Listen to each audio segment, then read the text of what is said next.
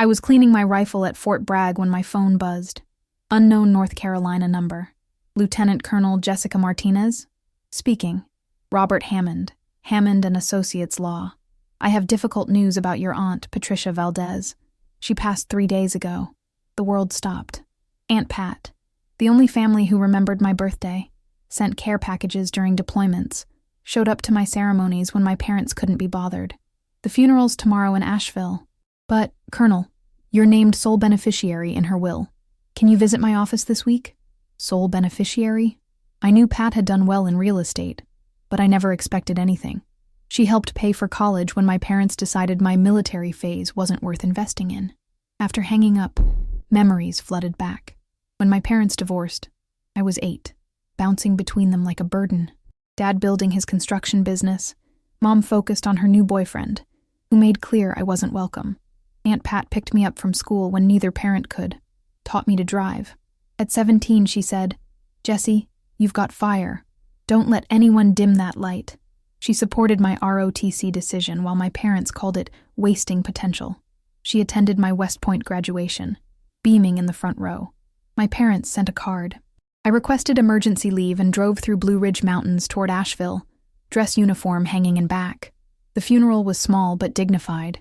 30 people, neighbors, hiking club friends, distant relatives I barely recognized. I stood in dress blues, service ribbons feeling heavier than usual. After the service, people approached me. "You're Patricia's niece? She talked about you constantly. So proud when you made lieutenant colonel. Always showed photos from your ceremonies." Each comment punched my gut. While I served overseas, building my career, earning promotions, Pat was my biggest cheerleader. I'd only visited twice in 3 years. Next morning, I sat across from Robert Hammond in his oak-paneled office. Kind man, 60s, gentle eyes behind wire-rimmed glasses. "Your aunt was specific about her wishes," he said, sliding a folder across. "House, investment properties, stocks, savings, everything goes to you." I opened the folder and nearly dropped it. House worth $800,000, investment portfolio worth $1.2 million, rental properties in 3 states. "She left a letter?" he said softly. My hands shook unfolding the familiar stationery.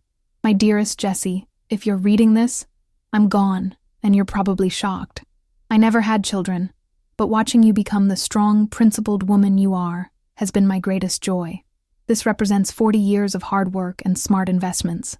I'm leaving it to you because I know you'll use it wisely, and because you're the only family member who loved me for who I was, not what I had. Build the life you deserve, sweetheart. You've given so much to your country. Now give something to yourself. All my love, Aunt Pat." I processed everything, from modest army salary and small base apartment to suddenly being worth over $2 million. "One more thing," Hammond said.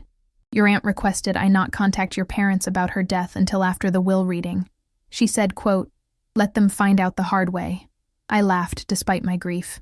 Even from beyond, Pat was protecting me. Driving back to Fort Bragg that evening, my phone started ringing. Mom. Dad. Mom again. I turned off the phone and drove through mountains in silence, preparing for what was coming. The voicemail started before I reached base. "Jessie, honey, it's Mom. Just heard about Pat. Can't believe no one told me she was sick. Call back, we need to discuss arrangements. Dad. Jess, tough news about your aunt. Real sorry. Give me a call. There's business stuff we should discuss." Mom again. "Jessica Marie Martinez. Call me back right now. I don't care about your military schedule." 12 voicemails total, each progressively more demanding. Desperate. Word had gotten out. Probably through funeral attendees who'd seen the will reading notice. I didn't call back. Instead, I looked through photo albums Pat had given me. High school graduation, where she drove 6 hours to attend. College graduation. Commissioning ceremony. Promotion ceremonies. Every photo showed her beaming with pride. In most, she was the only family member present. Tomorrow would bring more calls. But tonight, I grieved the woman who chose to be family when my real family couldn't be bothered. The next morning brought different calls. "Jessie, it's Mom. Family is family. I've been thinking about Pat's house. Too big for one person. Maybe we could create something honoring her memory. I have ideas." Dad was more direct. "Been talking to people about tax implications with that inheritance. My accountant says there are ways to minimize burden with family transfers. We should meet. I was due back on duty in an hour, but my phone kept ringing. Finally, I answered. Hello, Mom. Thank God. Why didn't you tell me about Pat? You hadn't spoken to her in 5 years. That's not... We had differences, but she was still my sister. I'm flying down tomorrow. We need to go through her things together as family. There's nothing to go through. Everything's handled. Silence. What do you mean? The will was read yesterday. Aunt Pat left everything to me. Longer silence. Everything? That can't be right. Family property should stay in family. I'm her sister. I should inherit something. I am family, Mom. Apparently I'm the only family she felt actually cared. That's not fair. Pat was always dramatic, playing favorites. We need to contest this. No judge would uphold a will completely excluding her only sister. I could hear her calculating. Listen, you're smart, but you don't understand how these things work. Legal requirements, family obligations. We can work together. Work together? Where was this teamwork when I was 14 needing school clothes? Or when you couldn't attend my West Point graduation? That's ancient history. We're talking about now, about family responsibility. I hung up. Within an hour, Dad called. Your mother's upset. Look, Jess, I'll be straight. This inheritance will tear the family apart if we don't handle it right. What family, Dad? The one that forgot my birthday 3 years running? Never visited me on base? Called my military service a waste? Don't be like that. We all make mistakes. Blood is thicker than water. Aunt Pat's blood was apparently thicker than yours. Damn it, Jessica, don't be naive. Your aunt manipulated you. Used that money to buy your affection, driving a wedge between you and your real family. Real family? You signed custody over to the state when I was 16 because you didn't want to pay child support. Aunt Pat drove 2 hours to pick me up from the group home. Silence. Circumstances were complicated. No, they were simple. You and Mom didn't want me. Aunt Pat did. She earned this loyalty. That evening, I found my mother's car in my apartment parking lot. She sat on my front step, wearing expensive clothes suggesting her new husband was doing well. We need to talk, she said. Looking at her, I felt something surprising. Nothing. No anger, no hurt, no longing for the relationship we'd never had. Just quiet, settled resolve. Yes, I said, unlocking my door. I think we do. My mother followed me inside, immediately cataloging everything. The military precision, deployment photos on walls, commendation certificates above my desk. You've done well, she said, though her tone suggested surprise rather than pride. I poured water and didn't offer her any. What do you want? She settled on my couch uninvited. I want to understand what happened between you and Pat. When did you become so close?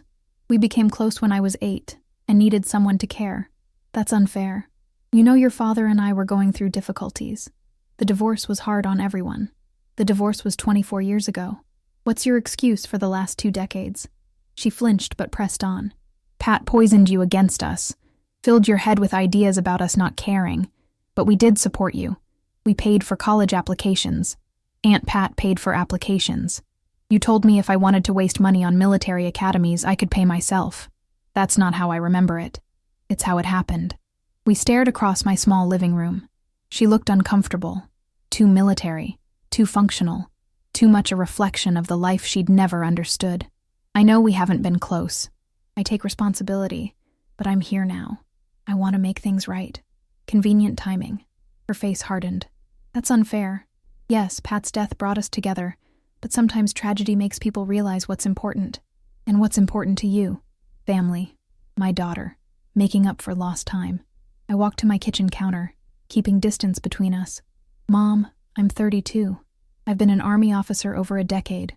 Deployed to combat zones 4 times. Earned a Bronze Star and 2 commendation medals. I built a life without help from you or Dad. I know, and I'm proud. Are you? When I was promoted to Major, I invited you to the ceremony. You sent a card saying you couldn't make it because Richard's golf tournament was that weekend. Silence.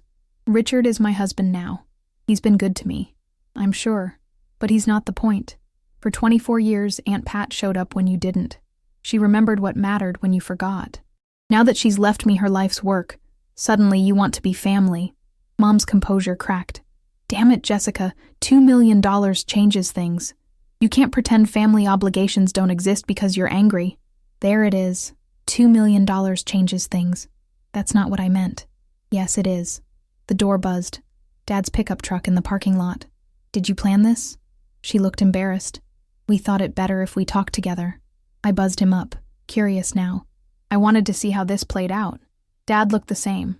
Work boots, jeans, flannel shirt over beer belly. Aged well for 55. Still had hair. Calloused hands of someone who'd built his business from nothing. Hey, kiddo. Awkward hug smelling like sawdust and coffee. Dad. He examined my apartment like Mom had, trying to figure out who I'd become. Eyes lingered on my dress uniform in the closet. Sharp uniform. Pat would have been proud. She was. She told me every time she saw me wear it. We stood in uncomfortable silence. Finally, Dad cleared his throat. Look, Jess, we know this is awkward, but you're our daughter. Pat was family, and we think there's been some misunderstanding about the will. No misunderstanding. She left everything to me because I was the only one treating her like family. Come on, he said, settling into my armchair uninvited. You know Pat was always dramatic. Held grudges. Made everything bigger than needed. What grudge against you? Both parents looked at each other. It's complicated, Mom said. Uncomplicated. Dad rubbed his face. Your aunt and I had a business relationship that went south 15 years ago. I crossed my arms. What business relationship? She lent me money for the construction company. A lot. Things got tight during 2008 recession. Couldn't pay back as fast as she wanted. How much? Long pause. $150,000. I stared. You borrowed $150,000 from Aunt Pat and didn't pay it back? I paid it back. Eventually. But she charged interest like I was some stranger instead of family. When I was struggling, almost losing the business, she wouldn't give me time. She was going to foreclose on my equipment. Mom jumped in. She was going to destroy your father's livelihood over money. That's when I realized what kind of person she was. So you both cut her out because she expected you to honor a business agreement. It wasn't that simple, Dad said. She got vindictive. Started calling my other creditors, telling them I was bad risk. Cost me contracts. I almost went under because of her. The pieces fit together. When was this? Started 2009, went on about 2 years. That was when I was in college. Then officer candidate school. Both shifted uncomfortably. Pat was filling your head with poison about us, Mom said. Making herself look like the saint. Us like villains. I thought back to conversations with Aunt Pat during those years. She'd never badmouth my parents directly, but was there for every call when I was stressed about money, every crisis when I needed advice. She helped with textbooks, uniforms, laptop when mine died during finals. She never told me about the loan. Of course not, Dad said. That wouldn't fit her narrative. What narrative? That we were terrible parents who abandoned you, and she was the loving aunt who stepped in to save you. I looked at both of them. Mom in expensive clothes and perfect makeup, Dad in work gear with dirt under fingernails. They'd both moved on, built new lives, found success, and they'd both written off Aunt Pat as the villain. Did you pay her back? Every penny, Dad said firmly. With interest. Took 4 years, but I paid it all. And then what? They looked at each other again. Then nothing, Mom said. The damage was done. She'd made clear what she thought of us, and we learned what kind of person she was. So you stopped speaking to her. She stopped speaking to us first, Dad protested. We tried to reconcile, but she wouldn't take calls. When did you last try contacting her? Silence. When, Mom? It's been a few years. How many years? Maybe 6 or 7. Around the time I made captain and she threw me a promotion party neither of you attended. We weren't invited, Dad said quickly, because you weren't speaking to her, because of a business deal settled over 5 years earlier. I walked to my window, looking at their cars sitting side by side. Maybe they'd coordinated this whole visit. Do you know what she told me about you two? They waited. Nothing. In all our years of closeness, she never once criticized you. Never told me about the loan. Never explained why you weren't speaking. When I asked why you never visited her, she'd just say, "People grow apart sometimes, honey." Mom's face crumpled slightly. That's not... She couldn't have been that understanding. She was, because she didn't want to poison my relationship with you. Even after you cut her out, she protected your relationship with me. The room went quiet, air conditioning cycling on, traffic outside. She could have told me, I continued. Could have explained Dad defaulted on a loan and you blamed her for consequences. Could have made you look like the bad guys. But she didn't. She let me make my own judgments about why my parents never seemed to have time. Jesse, Dad said softly, we know we weren't perfect parents. You weren't parents at all. You were people who happened to have a kid and couldn't figure out what to do with her. The words hung between us. True words. Hard words. But necessary. But Aunt Pat chose to be family. Every day for 24 years, she chose to show up for me. Now you want me to believe she was manipulative because she expected you to pay back borrowed money? Neither answered. I think you should leave now. Jessica, Mom stood up. We're not giving up on this. That money should benefit the whole family, not just you. The whole family? Where was this family when I graduated West Point? When I was promoted? When I came back from deployments? We made mistakes, Dad said. But we're here now. You're here for the money. There's a difference. They headed for the door, but Mom turned back. You know what, Jessica? You're just like her. Stubborn, vindictive, holding grudges. Maybe you deserve each other. After they left, I sat in my violated apartment. I'd spent years building a life of integrity and service, and now these people wanted to reduce it to a financial transaction. I called Robert Hammond. Mr. Hammond, it's Jessica Martinez. I need to ask about Aunt Pat's will. Is it ironclad? Absolutely. She updated it regularly, was completely sound mentally, had multiple witnesses. Any challenge would be frivolous and expensive. Good, because I think it's time I honored her memory properly. That night, I made a decision that would change everything. I spent the next 3 days researching, making calls, understanding exactly what Pat had built over 4 decades of work. This wasn't just money. It was a legacy of smart decisions, ethical practices, and genuine care for communities she'd invested in.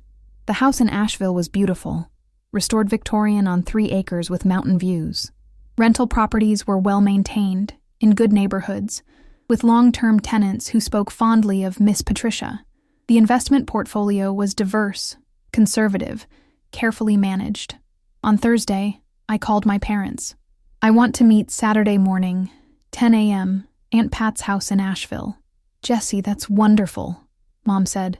I knew you'd come to your senses about sharing. I'm not sharing anything, but I am making you an offer. One time, take it or leave it. Saturday morning was crisp October weather in Blue Ridge Mountains. I arrived early and walked through rooms, remembering summers spent here as a teenager, conversations on the front porch, how she always made me feel like I belonged. My parents arrived together. They'd probably coordinated strategy. I was waiting on the front porch, sitting in Pat's favorite rocking chair. Beautiful place, Dad said, looking around. Must be worth a fortune. $800,000, according to appraisal. Mom joined us on the porch, eyes taking inventory of everything visible. Too much house for one person. You could sell it, invest more practically, or I could keep it exactly as Aunt Pat intended. I pulled out an envelope and set it on the small table between us. Here's my offer. There's a cashier's check in that envelope for $50,000. That's more than the total interest Aunt Pat forgave on Dad's loan. Take it, and we're done. We go separate ways, and you never contact me about this inheritance again. They stared at the envelope. $50,000? Mom said. Jesse, that's insulting. We're talking about $2 million. We're talking about money that was never yours. $50,000 is generous considering you've contributed nothing to my life for 15 years. Dad leaned forward. What if we don't take it? Then you get nothing. And I'll make sure everyone in town knows exactly why Aunt Pat cut you out of her will. You wouldn't, Mom said. I have all the documentation. The loan records, payment history, journal entries where she worried about your feelings even after you accused her of sabotaging Dad's business. Phone logs showing she tried to reconcile for years while you ignored her calls. I stood up, walked to the porch railing, looking out at mountains. More than that, I'll make sure everyone knows how you broke into my apartment, hired a lawyer to challenge the will, and tried to manipulate your daughter into giving up an inheritance she earned through 24 years of actually loving someone. Silence stretched between us. A hawk circled overhead, tractor sound in the distance. There's one more thing. If you take the money, you leave me alone. No surprise visits, no family meetings, no guilt trips about obligations I never agreed to. You go back to your lives, I go back to mine. Mom's voice was tight. You're really going to cut us out of your life over money? I'm not cutting you out over money. I'm cutting you out because you've never actually been in my life. The only difference now is I'm admitting it out loud. Dad picked up the envelope and stared at it. This is really what you want? To destroy what's left of this family? This family was destroyed long ago. I'm just refusing to pretend otherwise. He opened the envelope and looked at the check. $50,000. More money than they'd expected when they woke up, but so much less than they'd hoped when they started this campaign. If we don't take this, you'll really make all that information public? Dad, I'm a lieutenant colonel in the United States Army. My word is my bond. If I say I'll do something, I'll do it. Mom and Dad had one of those silent conversations long-married couples can have. Finally, Dad folded the envelope and put it in his jacket pocket. I guess that's it then. I guess it is. They walked to their car without another word. Mom paused at the driver's door and looked back. You know, Jessica, someday you might understand what it's like to be a parent, to make mistakes and wish you could fix them. Maybe. But I also know what it's like to be a child who needed parents and didn't have them. Aunt Pat understood that too. They drove away down the mountain road, and I sat back in Pat's rocking chair. My phone buzzed with a text from Robert Hammond. How did it go? I typed back. It went exactly as it should have. The sun was setting over the Blue Ridge Mountains, painting the sky in shades of pink and gold. I sat there for a long time, thinking about choices and consequences, about the difference between family by blood and family by choice. Aunt Pat had chosen me every day for 24 years. She'd chosen to support my dreams when my parents criticized them, to show up when they didn't, to love me unconditionally when they couldn't be bothered. And in the end, she'd chosen to leave me the tools to build whatever life I wanted. Tomorrow, I would start planning that life. Tonight, I would sit in her chair and watch the stars come out over the mountains she'd loved. For the first time in weeks, I felt at peace. 6 months later, I made a decision that surprised everyone, including myself. I submitted my retirement papers from the Army. 20 years of service qualified me for full retirement benefits, and with Aunt Pat's inheritance, I had the freedom to choose what came next. The choice felt right in a way that surprised me. I moved to Asheville permanently, settling into Pat's Victorian house that now felt like home. The mountain views, the quiet mornings, the sense of space and possibility, everything she'd loved about this place, I was beginning to understand. But I didn't want to just live off the inheritance. Pat had been a builder, an investor, someone who created value. I wanted to honor that legacy. I kept 3 of her best rental properties and sold the others, using the proceeds to start something that had been growing in my mind since that day on the porch, the Patricia Valdez Foundation for Military Children. The mission was specific: college scholarships for kids who'd aged out of foster care and had military aspirations. Kids who, like me, had fallen through the cracks of family systems but still believed in service, in something bigger than themselves. The first recipient was Marcus Thompson, 18, from a group home in Charlotte. He wanted to study engineering and join the Air Force. His application essay talked about finding family in his ROTC unit, about belonging somewhere for the first time. I drove to Charlotte to meet him and present the scholarship personally. He reminded me of myself at that age, wary, hopeful, trying to figure out how to trust the good things that happened. Why me? He asked. Because someone believed in me when I needed it most. Now I get to pass that forward. By the end of the first year, we'd helped 12 students. Each one got a letter with their scholarship explaining they were receiving this opportunity because someone understood that family is about love, not blood. The foundation grew faster than I'd expected. Word spread through military communities, social services, high schools. Applications came from across the Southeast, then the country. I hired staff, rented office space in downtown Asheville, developed partnerships with universities and ROTC programs. The work was challenging in ways different from military service but equally meaningful. My days were full, reviewing applications, meeting with donors, visiting schools, checking on our scholarship recipients. I'd found purpose again, but this time on my own terms. I never heard from my parents after that day on the porch. Sometimes I wondered if they'd spent the $50,000, if they ever thought about the daughter they'd lost to their own greed. But mostly, I didn't think about them at all. The foundation kept me connected to young people who understood that life doesn't always go according to plan, that sometimes the family you choose is stronger than the family you're born into. Sarah Martinez, no relation, but we laughed about sharing a name, was our third-year recipient. She'd been in 7 foster homes before aging out at 18, but her ROTC instructor saw something special and encouraged her to apply for our scholarship. "Colonel Martinez," she said during our interview, "how do you know when you've found your real family?" I thought about Aunt Pat, about the foundation staff who'd become like siblings, about the network of scholarship recipients who checked in with each other and with me regularly. "When they show up," I said finally, "when they celebrate your successes and support you through failures, when they choose you every day, not because they have to, but because they want to." She nodded seriously. "Like how you chose all of us. Like how Aunt Pat chose me." That evening, I sat on the front porch as I did every night, rocking in Pat's chair and watching the sunset paint the mountains. My phone buzzed with messages from scholarship recipients. Marcus had made Dean's List. Jennifer had been selected for officer candidate school. David had gotten engaged and wanted me to meet his fiancée. These young people had become my family in ways I never expected. They sent updates about their lives, asked for advice, came to visit when they could. They were building lives of service and integrity, just like Pat had hoped I would. I opened my laptop and started reviewing applications for next year's scholarships. 43 so far, each one a story of resilience, of young people who'd faced challenges but still believed in something better. Aunt Pat would have been proud. She'd understood that the best legacy isn't money, it's the impact you have on other people's lives.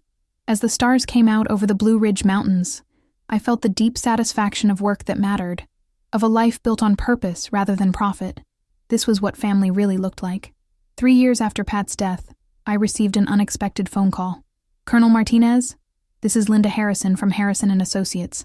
I represent your cousin Mike Martinez. He'd like to discuss some family business with you." I hadn't heard Mike's name since that awful day in my apartment when half my extended family had tried to pressure me into sharing the inheritance. "What kind of business?" "He's hoping to schedule a meeting. Perhaps we could discuss this over coffee." "No lawyers," I said firmly. "If Mike wants to talk, he can call me directly." 2 days later, he did. "Jess, it's Mike. I know this is awkward, but I was hoping we could meet. There's something I need to tell you about Aunt Pat." Something in his voice made me agree. We met at a coffee shop in Asheville, neutral territory. Mike looked older than his 35 years, worn down in a way that suggested life hadn't been easy. He sat across from me, fidgeting with his coffee cup. "I owe you an apology," he said without preamble, "for that day at your apartment, for hiring that lawyer, for everything." I waited. I was broke, Jess. Still am, mostly. Lost my job, behind on mortgage payments, and when I heard about Pat's will, I saw dollar signs instead of doing what was right. What was right?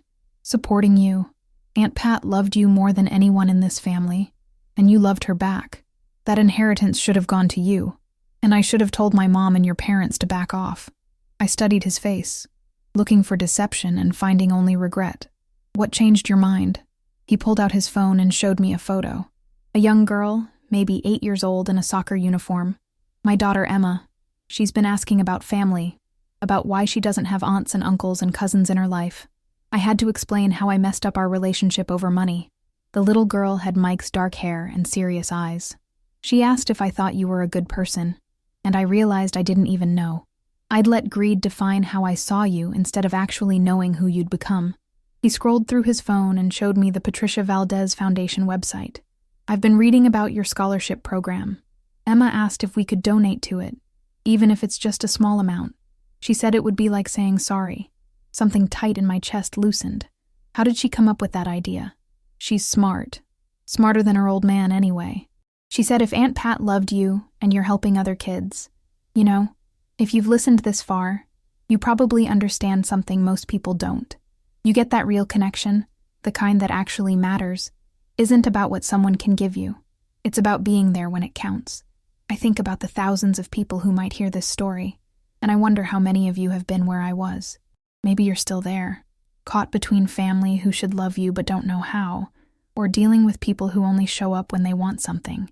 Here's what I learned from Aunt Pat, from building the foundation, from every young person I've helped find their path. Sometimes the smallest gestures make the biggest difference.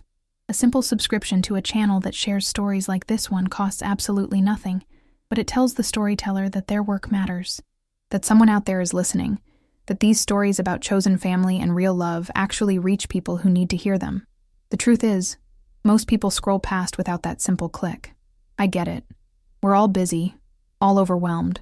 But if this story meant something to you, if you felt something when you heard about Pat's quiet devotion, or those kids finding their way to belonging, maybe you could be one of the few who shows up.